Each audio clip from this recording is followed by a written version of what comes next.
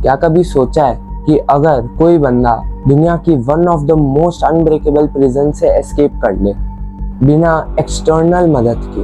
हम लोग बात करें 1962 के ये जेल की जिसका नाम था एल्कट्राज प्रिजन। इस प्रिजन से 3 लोगों ने एस्केप किया, फ्रैंक मॉरिस और 2 भाई जॉन एंजेलिन और क्लैरेंस एंजेलिन। इन तीनों ने एक ऐसी कोशिश की, एक ऐसी चीज करके दिखाई जो किसी को भी नहीं लगता था पॉसिबल होगी।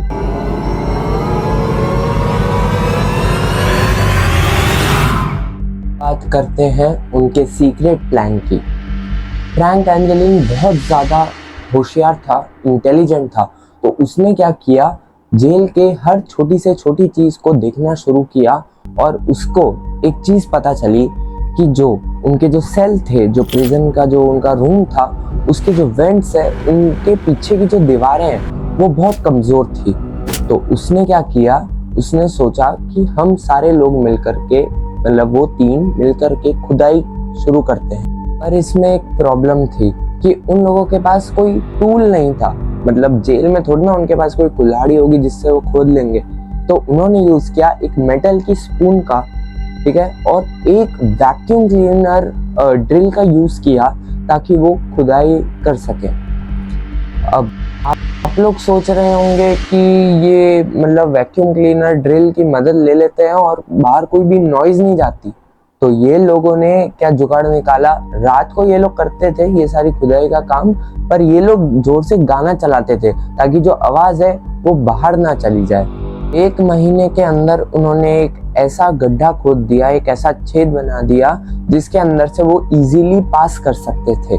पर अब एक प्रॉब्लम थी, और वो प्रॉब्लम थी कि जो गार्ड्स थे, जो प्रिजन के गार्ड्स थे, वो आकर के हर रात को चेक करते थे कि कोई भागने की कोशिश तो नहीं कर रहा है। तो इन्होंने इसका भी जुगाड़ निकाल लिया।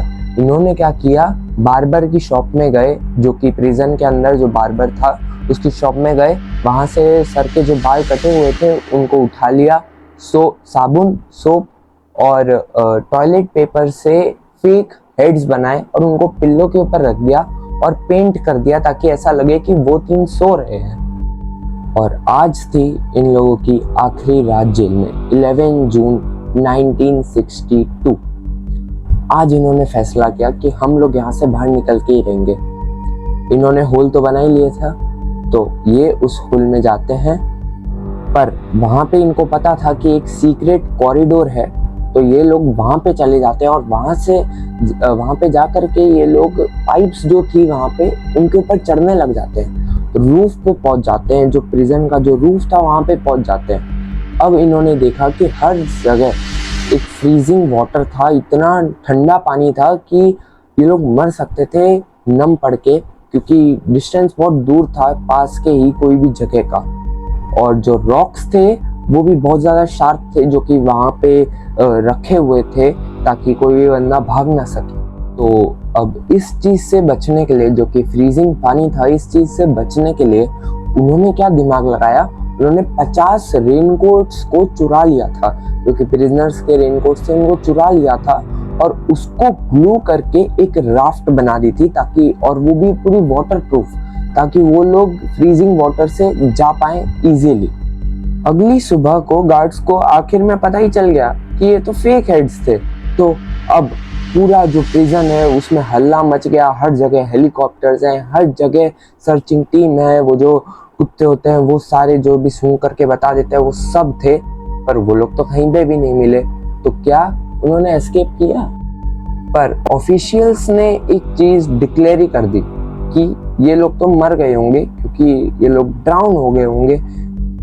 इतना ठंडा पानी था, पॉसिबल ही नहीं है, मतलब चांसेस बनते ही नहीं है किसी भी बंदे के भागने के इस जगह से। सोच रहे होगे कि उन लोगों का हुआ क्या, वो लोग तो भाग गए, डूब गए, क्या हुआ? तो इसका आंसर है कि 2013 में फाइनली उनको एक फोटो मिलती है 2 लोगों की, जो कि एंजेलिन ब्रदर्स जैसे दिखते थे, और एक लेटर भी मिलता है जो कि फ्रैंक मॉरिस ने लिखा गया था, ऐसा लगता है ऑफिशियल्स को, जिसके अंदर लिखा हुआ था, I escaped from Alcatraz in 1962. Yes, we all are safe.